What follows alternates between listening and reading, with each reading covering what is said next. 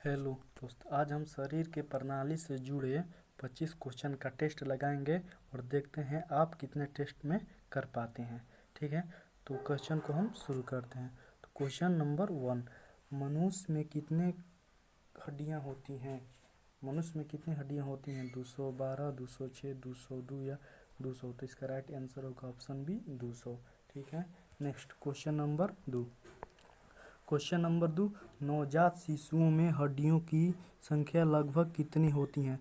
तो नवजात शिशु में हड्डियों की संख्या होती हैं 200, 206, 300 या 350। तो होगा इसका राइट आंसर ऑप्शन सी, 300 होती हैं। ठीक है, ठीक। Question number next question number 3। Question number 3, मनुष्य की खोपड़ी में कितने अस्थियां होती हैं? कितनी हड्डियां होती हैं? मनुष्य की खोपड़ी में हड्डियां की संख्या कितनी होती हैं? 8, 30, 32 या 34। तो इसका राइट आंसर ये 8 होती हैं।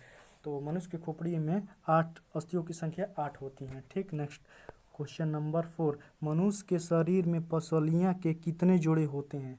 मनुष्य के शरीर में पसलियां के कितने जोड़े होते हैं? ऑप्शन है 12, 10, 14 या 11। तो इसका राइट आंसर होगा 12। 12 जोड़े होते हैं। मनुष्य के शरीर में पसलियों के 12 जोड़े होते हैं। ठीक है, नेक्स्ट क्वेश्चन नंबर 5, शरीर की सर्वाधिक प्रबल अस्थि कौन सी है? शरीर की सर्वाधिक प्रबल अस्थि कौन सी है? जबड़े की, जांघ में, जब बड़े में, भुजा में और गर्दन में। तो शरीर के सबसे सर्वाधिक और मजबूत हड्डी है जबड़े की हड्डी, ऑप्शन बी। ठीक है, नेक्स्ट क्वेश्चन नंबर 6, मानव शरीर की सबसे छोटी हड्डी कौन सी है? मानव शरीर की सबसे छोटी हड्डी कौन सी है? नाखून की, जबड़े की, स्टेपिस की या नाक की? तो इसका राइट आंसर होगा स्टेपिस। स्टेपिस की हड्डी मानव शरीर की सबसे छोटी हड्डी है और ये कान में पाए जाने वाला हड्डी होता है। ये सबसे छोटा हड्डी होता है कान का हड्डी होता है। ठीक है, नेक्स्ट क्वेश्चन नंबर 7, मानव शरीर की सबसे लंबी हड्डी कौन सी है? मानव शरीर की सबसे लंबी हड्डी कौन सी है? तो ऑप्शन है स्टेपिस, फिबुला, टिबिया या फीमर। तो इसका राइट आंसर होगा फीमर हड्डी। यह जांघों में पाए जाने वाला हमारे शरीर का सबसे बड़ी हड्डी है। ठीक है, next question number 8। Question number 8, निम्नलिखित में से कौन मानव में पैर की हड्डी नहीं है? तो टिबिया, ह्यूमरस, फीमर या फिबुला। तो देखिए, हम जानते हैं टिबिया भी मानव के पैर की ही हड्डी है, फीमर भी मानव के पैर की ही हड्डी है, फिबुला भी मानव की पैर की ही हड्डी है, लेकिन ह्यूमस यह मानव की पैर की हड्डी नहीं है। इसके लिए राइट आंसर ऑप्शन बी होगा। ठीक है, नेक्स्ट क्वेश्चन नंबर 9, ह्यूमस अस्थि कहाँ पाई जाती हैं? क्वेश्चन नंबर 9, ह्यूमस अस्थि कहाँ पाई जाती हैं? ऑप्शन है जांघ में, पिंडली में, ऊपरी भुजा में, अग्र भुजा में। तो इसका राइट आंसर ऑप्शन सी, ऊपरी भुजा में पाई जाती हैं। ठीक है, नेक्स्ट क्वेश्चन नंबर 10, मनुष्य के शरीर में पैर की हड्डी कैसी होती हैं? तो खोखली होती हैं, रंध्रीय होती हैं, ठोसीय होती हैं या कलकीय होती हैं? तो इसका राइट आंसर होता है वो खोखली होती हैं। पैरों की हड्डियाँ होती हैं मनुष्य की खोखली होती हैं। ठीक है, नेक्स्ट क्वेश्चन नंबर 11, टिबिया नामक हड्डी किसमें पाई जाती हैं? तो ऑप्शन है खोपड़ी में, टांग में, भुजा में या मुंह में। तो टिबिया नामक हड्डी हम जानते हैं टांगों में पाई जाती हैं। टिबिया नामक हड्डी हमारे टांगों में पाई जाती हैं। ठीक है, नेक्स्ट क्वेश्चन नंबर 12।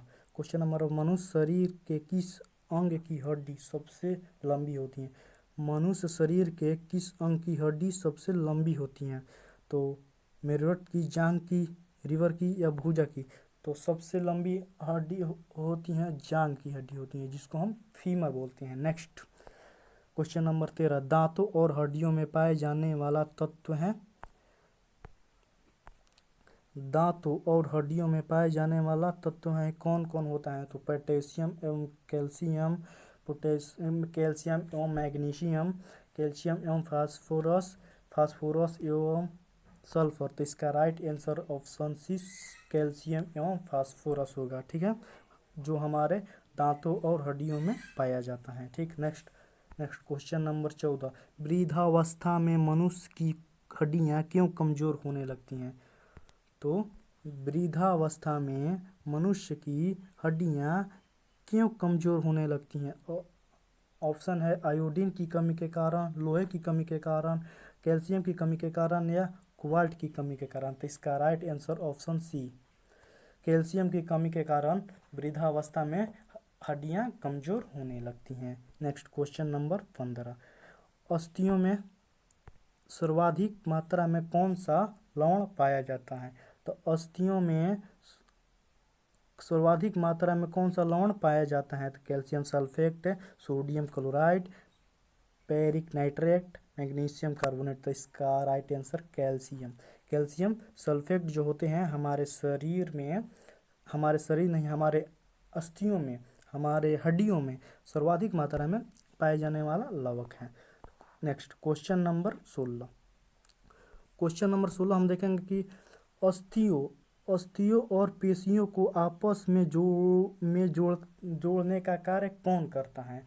हड्डियों और मांसपेशियों को आपस में जोड़ने का कार्य कौन करता है? तो ऑप्शन है लिगामेंट, टेंडन, उपास्थि या एक नई छोटी पेशी। तो इसका राइट आंसर होगा टेंडन। टेंडन जो होता है वो हमारे अस्थि और पेशियों को आपस में जोड़े रखता है, यानी कि हड्डियों और मांसपेशियों को आपस में जकड़ कर रखता है। लेकिन लिगामेंट हमारे हड्डी को हड्डी से जोड़ता है। लिगामेंट हमारे हड्डी को हड्डी से जोड़ने का कार्य करता है।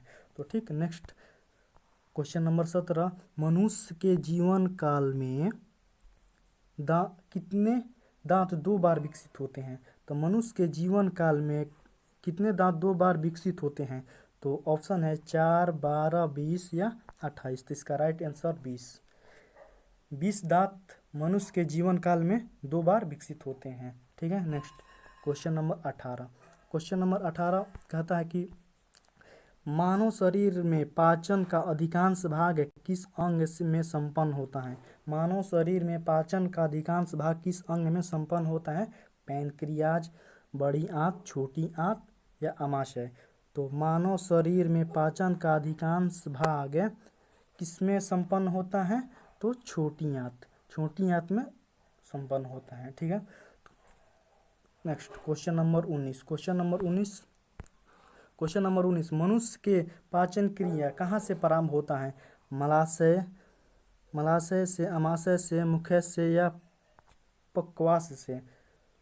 मनुष्य में पाचन की क्रिया कहाँ से प्रारंभ होती हैं? तो मलाशय, आमाशय, मुख से या पक्वाश से। इसका राइट आंसर होगा ऑप्शन सी, मुख से। मुख से ही हमारे पाचन क्रिया, जो हमारा भोजन, जो हम भोजन खाते हैं, मुख से ही पचना चालू हो जाता है। ठीक है, नेक्स्ट क्वेश्चन नंबर 20, मानव की पाचन नली लगभग कितने फीट लंबी होती हैं? मानव की पाचन नली लगभग कितने फीट होती हैं? ऑप्शन है 16, 18, 22 या 32। तो मानव की पाचन नली 32 फीट लंबी होती हैं। ठीक है, नेक्स्ट है क्वेश्चन नंबर 21, मुख्य में मंड यानी स्टार्च, मंड को ही हम स्टार्च कहते हैं। मुख्य में मंड का शर्करा में पाचन किसके द्वारा होता है? तो मुख्य में मंड एवं शर्करा का पाचन किसके द्वारा होता है? इमाइलेज के, टाइलिन के, पेप्सिन में या लाइपेज में।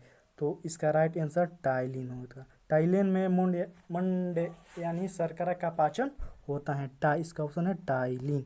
ठीक है, नेक्स्ट क्वेश्चन नंबर 22, पाचन तंत्र का हिस्सा नहीं है। पाचन तंत्र का हिस्सा नहीं है, यानी पाचन तंत्र का हिस्सा कौन नहीं है? ऑप्शन है यकृत, पित्ताशय, कॉर्निया या आंत। तो हम जानते हैं कि यकृत भी हमारे पाचन तंत्र का हिस्सा है, पित्ताशय भी हमारे पाचन तंत्र का हिस्सा है, आंत भी हमारे पाचन तंत्र का हिस्सा है, लेकिन कॉर्निया हमारे पाचन तंत्र का हिस्सा नहीं है। कॉर्निया हमारे पाचन तंत्र का हिस्सा, इसीलिए राइट आंसर सी होगा, कॉर्निया हमारे आँखों का एक भाग है। ठीक है, तो नेक्स्ट क्वेश्चन नंबर 23, शरीर के लिए एंजाइम आवश्यक होता है क्योंकि यह शरीर शरीर के लिए एंजाइम आवश्यक होता है क्योंकि ये शरीर को ऊर्जा प्रदान करता है। ये तंत्रिका क्रियाओं को नियंत्रण करता है।